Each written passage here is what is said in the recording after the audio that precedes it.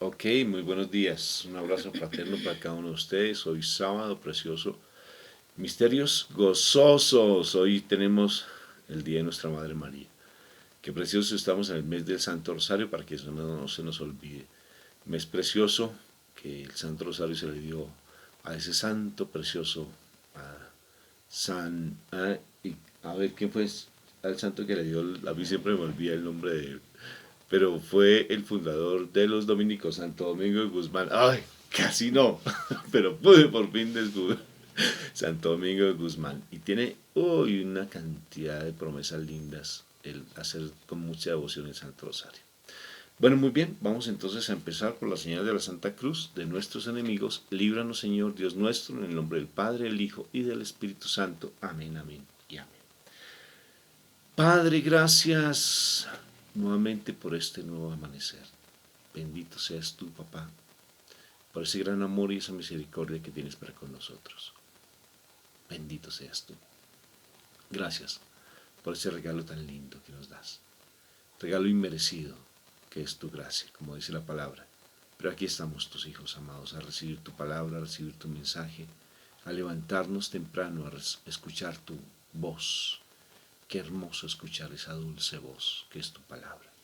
Gracias, Papito Dios, por la presencia del Espíritu Santo, que es el que nos da el entendimiento para poder comprender esa palabra, que sea viva y que sea eficaz, y que se quede lo más profundo de nuestro corazón. Bendito y alabado seas tú. Amén y amén. Bueno, hoy tenemos el pasaje de Lucas 11, versículos 27 y 28. Mientras Jesús decía estas cosas, una mujer entre la gente gritó: Dichosa la mujer que te dio a luz y te crió. Él contestó: Dichosos más bien quienes escuchan lo que dice Dios y le obedecen. Palabra de Dios. Te alabamos, Señor Jesús. Oh, bien, empezamos con la palabra de esa manera, orando, ¿verdad, amor? Quiero escuchar tu dulce voz. Qué precioso cuando ya el Señor dice, dichoso el que escucha la palabra y lo pone por obra. ¿Qué crees, amor? Tú que tanto te gusta leer la palabra y que a través de la palabra, pues bueno, encontró la liberación de su familia, y a través de la palabra encontró la restauración de su hogar, mi esposa, a través de la palabra, el amor hacia la palabra. No fue otra cosa diferente sino el abandonarse plenamente en Jesús, que es la palabra viva, porque Él es la palabra. Bien lo dice Juan capítulo 1. Dice, en el principio era la palabra, y la palabra es Jesús. En el principio era la palabra. Entonces, bendito sea el Señor, porque la palabra es nuestro Señor Jesucristo que se hizo vida. A mí me parece tan lindo, ¿me permites, por favor? El misterio más grande que es que esta palabra, Antiguo Testamento, ¿sí? Y Nuevo Testamento, esta palabra, sale Dios, sale Jesús y se hace vida y se encarna la palabra.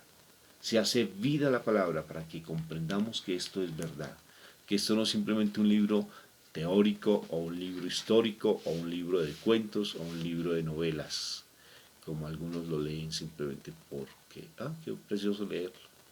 No es así, es Jesús mismo. Cuando tú pasas cada palabra, estás viendo los ojos, la boca, la nariz, las orejitas de mi Jesús.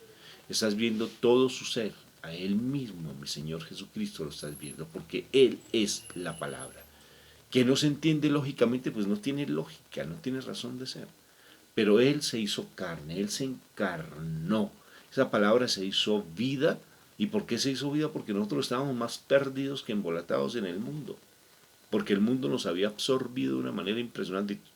Todavía lo sigue porque anda como león rugiente, buscando a quien devorar, buscando esa forma de querer quitarnos nuestra identidad. Y le tocó a mi Jesús, le tocó. Mi papá Dios le dijo, el sacrificio de mi Padre grande, hermoso, el sacrificio de mi papá por ti y por mí.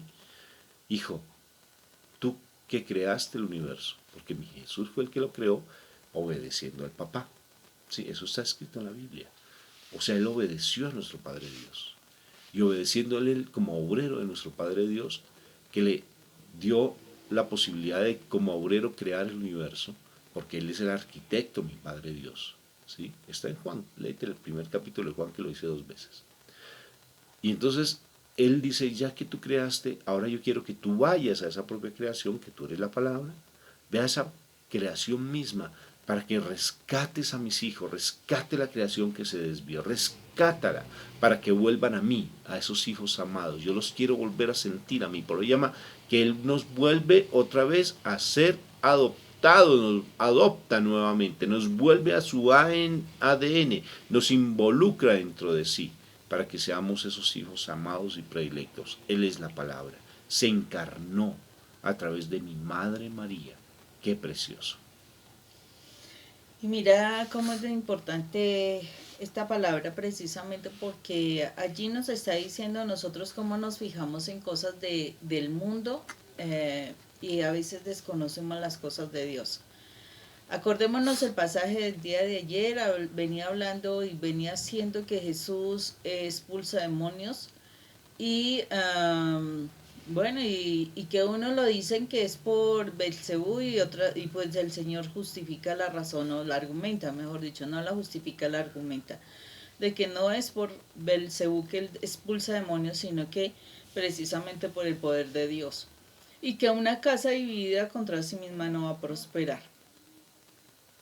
En este pasaje hay una persona, una mujer, que simplemente me supongo que llevada por esta emoción y por estas cuestiones dice, uy, qué felicidad debe tener su mamá porque te crió, ¿no? Porque te dio a luz y porque te crió. Y dentro de esa expresión nosotros lo que estamos observando es como esa visión carnal. O sea, ella solamente se fijó en que, ¡ay, qué maravilla ser la mamá! Me supongo que ella se habrá puesto a pensar de pronto en sus hijos y cómo sus hijos se portan de pronto mal y cómo al contrario Jesús se mostraba como una persona obediente, una persona sabia, una persona que decía cosas muy maravillosas. Entonces ella se miró, o sea, yo creo que ella expresa las cosas desde el plano carnal, ¿sí? Desde lo que es la vida natural, desde lo que se observa con los ojos naturales y se oye con los ojos naturales. Entonces, en ese momento ella dice, oye, qué bendición haber sido la mamá, ¿no? En pocas palabras. Pero y yo me supongo que en ese momento Jesús posiblemente pensaba todo lo que tenía que vivenciar esa mamá, porque esa mamá tuvo que vivenciar cosas bastante duras. Lo podemos ver posteriormente en la pasión de nuestro Señor. Y él dice, no, es que no es importante básicamente eso. No es importante quién es mi mamá. No es importante qué me crió o cómo le respondo yo como mamá.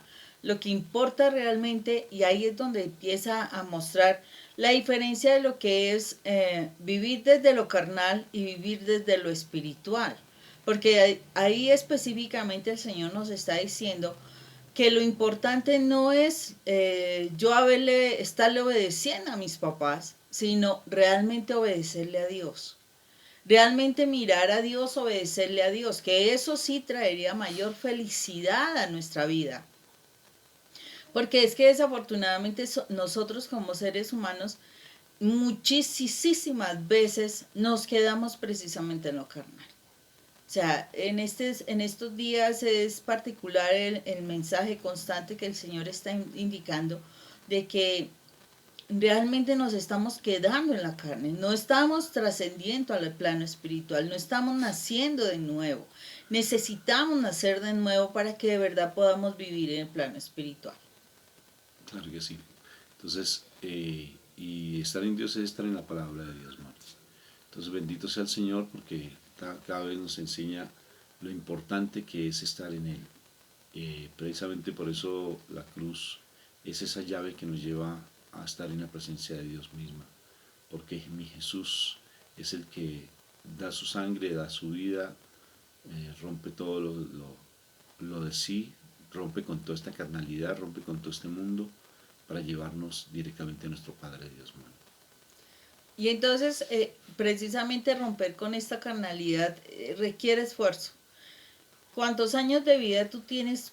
¿Cuántos años de vida tienes de contaminación? Del mundo, enseñanzas del mundo. Todo lo que el mundo te dice, cómo debe reaccionar, cómo debe hablar, cómo debe pensar. Eso es lo que el mundo nos ha enseñado. El mundo no nos enseñó la palabra de Dios. La verdad no nos la enseñó. A nosotros no nos educaron desde la palabra de Dios. A nosotros nos educaron desde las opiniones humanas, desde la postura humana, desde la creencia humana, pero no desde esa fe. No nos educaron allí. Muchísimos ni siquiera tuvieron la bendición de ir a colegios de religiosos, aunque sea eso. Pero aún así, yendo a colegios de religiosos, muchos desde pequeños estuvieron negando su fe o en su casa. Lo hacían más, los llevaban a estudiar en colegios de religiosos precisamente más por un estatus que por una formación espiritual. Más el conocimiento que se estaba adquiriendo más que una formación de carácter espiritual donde tú pudieras conocer algo de Dios. Entonces, aquellos que ni siquiera tuvieron la posibilidad de un colegio de religiosos, pues imagínense, y en casa tampoco hablar de la palabra de Dios, significa que fueron muchísimos años de formación en el mundo. ¿Y qué significa esto? Que esos años hicieron mella en tu mente. Y que el Señor necesita a través de su palabra, y lo dice claramente, si no me equivoco, cuando dice, no os conforméis a los designios de este mundo, sino que transformados en la mente. Quiere decir, necesitamos hacer todo un proceso para transformarnos en la mente, para que de verdad podamos ver que qué hermoso será ver cómo es nuestro Padre y obedecerle a nuestro Padre, realmente obedecerle a nuestro Padre, porque nosotros como humanos fallamos. Nosotros como humanos muchísimas veces estamos cometiendo errores, ¿sí? Muchísimo. Y muchísimo nos dejamos llevar también por lo que los padres nos enseñaron. Y eso no es realmente la Biblia. Esa no es la palabra de Dios. La palabra de Dios está escrita y la palabra de Dios hay que estudiarla. La palabra de Dios hay que centrarse uno en ella, dedicarle tiempo. O sea, a veces uno dice, no, yo ya estudié y escasamente leyó y viendo televisión, escuchando al otro, haciendo la comida, etcétera, etcétera. Y uno se anda quejando de que los hijos no estudian correctamente, que no le dedican tiempo y resulta que, y es que acaso tú lo haces, cuando te dicen estudiar la palabra realmente es tomar el cuaderno, hacer el ejercicio, hacer la anotación, mirar, repasar, estudiar, aprender, memorizar. Y no estudiamos porque no le dedicamos ni tiempo. O sea, uno queda asombrado como las personas que dicen estar buscando de Dios y cuando les da por, listo, está escuchando una prédica y hasta lo hace acostado, lo hace ahí como en run run, de tal forma que hasta se queda dormido. O sea, no está estudiando la palabra. No está tomando apuntes, no está confirmando lo que la palabra está diciendo, no toma las citas bíblicas. Y entonces ahí uno dice, ¿realmente estará estudiando? ¿O está haciendo que la palabra de Dios te arrulle tu vida? Y eso es lo que está sucediendo. Entonces, qué bendición y qué alegría será para aquellos que de verdad escuchen la palabra y la obedezcan. Dice, y la obedezcan, pero yo no obedezco algo que primero ni creo, segundo ni sé, tercero ni escucho. ¿Cómo voy a obedecer una palabra que no está conmigo y no está en mi corazón? ¿Cómo voy a obedecer a un personaje que yo ni siquiera conozco? O sea, tú conoces a alguien y eso, conociendo a tus padres y ni siquiera obedeces a tus padres terrenales. Ahora sí que menos a uno que ni siquiera has visto, que no conoces, que no has escuchado o que escuchas y es muy lejano, muy de carrera, muy de poca atención que se le escucha. Entonces, o sea, tener presente claramente eso, de la diferencia que hay entre que obedecer a tu parte terrenal y otra cuestión muy diferente es obedecer a Dios. Requiere dos procesos diferentes. En uno ya estás sumergido desde que naciste, pero de ese hay que cambiar cosas, muchísimas, y de otro tienes que aprender mucho para poder obedecer. Los jóvenes, ¿cómo son educados en nuestro medio? ¿Cómo son educados nuestros hijos en nuestra cultura pues, latina? ¿Cómo? ¿Y cómo son educados, lo hemos hablado, los hijos de los judíos? Desafortunadamente ellos no creen en el Señor Jesucristo, lo ven como un profeta más, ¿sí? Un profeta más. Pero ellos reconocen al Señor, pero como profeta, no como hijo de Dios. Y no como el Mesías, todavía siguen esperando el Mesías, quién sabe hasta cuándo, ¿no? Pero, y el día en que ellos reconozcan que Jesús es el Mesías, ese día viene mi Jesús de Nazaret. Tremendo, ¿no? Pero la educación que se le ha dado a los hijos es realmente fundamentada en la palabra de Dios, como lo hacen los judíos, por ejemplo. Me parece bien interesante, por ejemplo, si uno se pusiera como reto, si yo he formado a mis hijos en que deben tender la cama, en que se deben lavar los dientes, en que deben estudiar, en que deben obedecer a sus padres, en que deben hacer una cosa, la otra, cosas netamente humanas. Pero ¿en qué momento tú como papá, a ver, ponte a pensar, o tú como mamá, te has sentado con tus hijos a estudiar la palabra? Por eso el altar familiar es lo más de lindo, hacerlo. ¿Cómo es el altar familiar, Juan? Los domingos, después de la Eucaristía, ¿qué se hace? En la noche, un altar familiar. Bueno, como que ahora sí corché a mi esposa, decimos así, corchar. O sea, como que le hice una pregunta y no sabe qué responder. Se puso seria. No, estoy sonriendo. El altar familiar, reunirte los domingos en la noche con tu familia. ¿Y qué se hace ahora? Si ya te di la línea. Cuando uno se reúne con su familia, la idea es que tenga la posibilidad de orar un momento, que tenga la oportunidad de estudiar algo de la palabra y que con base en la palabra todos puedan o aportar a lo que el Señor les está indicando, les está enseñando, de pronto sacar algunas conclusiones de poder hacer, ¿sí? Ya sea a nivel familiar, a nivel personal, y con base en eso poder volver a orar. La idea no es demorarse mucho tiempo, la idea no es aburrir las personas. Una cuestión es lo que uno hace todos los días y bueno, el tiempo que tú le estás dedicando a Dios, pero no todos los miembros de la familia están en la condición de estudiar profundamente la palabra y extensamente la palabra, no. Si no tenemos esa costumbre en la casa, la idea es poder, o sea, que ellos tengan la posibilidad de analizar las cosas y de permitirse que Dios hable a sus corazones, así sea un momentito. Es que el Señor no necesita grandes discursos para hablar, sino lo esencial, y eso es lo que se busca en el altar familiar. Bendito sea el cielo, entonces formemos a nuestros hijos, porque es un reto, ¿no? ¿Verdad? Cómo tú estás formando tu familia desde la base de la palabra de Dios. O sea, no simplemente como algo más, porque si mi Jesús dice que dichoso es el que estudia, lee la palabra y la pone por obra, imagínense, porque eso sí es dicha. No hay más dicha que estudiar la palabra. Y mi papá Dios se pone alegre cuando se estudia, cuando se medita, cuando se hace ese estudio. O sea, ¿por qué causa dificultad estudiarla en la familia? Sí, es más fácil estudiar otras cosas diferentes, es más fácil hacer un rosario, es más fácil hacer un Padre Nuestro, es más fácil hacer una coronilla en familia que estudiar la palabra. O sea, ¿cómo estás tú involucrando la palabra en tu familia? ¿Cómo estás formando a tus hijos? ¿Los formaste bajo la luz de la palabra? Sí, te felicito si lo hiciste así de igual manera. Porque conoceréis la verdad y la verdad os hará libres. Y educa al niño en su camino y cuando fuere viejo, nunca él se apartará de ti. Bueno, que tengas un día maravilloso. Espero que esta palabra haya sido edificante para ti. Y acuérdate de darle like. Ya aprendí la palabra en inglés, like, que no sé qué significa. Sí, creo que debe ser. ¿Me gusta? Ah, ok. Me gusta. Dios me los bendiga. Un abrazo para todos. Un abrazo fraterno.